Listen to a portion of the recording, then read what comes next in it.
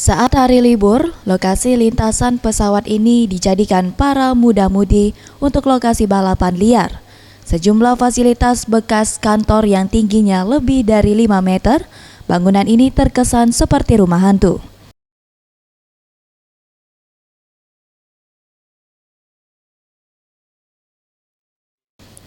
Terkait terbengkalainya bandara tersebut, pemerintah daerah setempat melalui Dinas Perhubungan saat ini telah menyiapkan dokumen-dokumen untuk diserahkan ke Kementerian Perhubungan guna merevitalisasi bandara ini.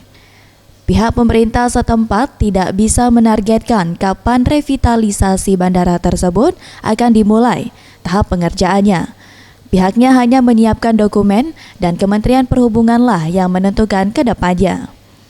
Diharapkan revitalisasi bandara tersebut dapat segera terlaksana agar geliat sektor kepariwisata maupun pertumbuhan ekonomi masyarakat dapat tumbuh dan berkembang.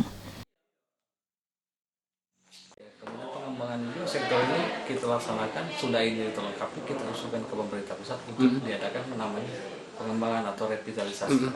Revitalisasi Bandar Bandung Agung, ya insya Allah ya kita bisa menentukan kapan pelaksanaannya, apakah setahun atau 2 tahun kita belum bisa menargetkan. Karena apa, kita harus melengkapi. Bandara ini rusak parah mulai dari atap bangunan, dinding hingga ruangan kantor. Sejumlah halaman kantor telah menjadi semak belukar yang ditumbuhi ilalang dan pepohonan. Tim Liputan Sriwijaya TV.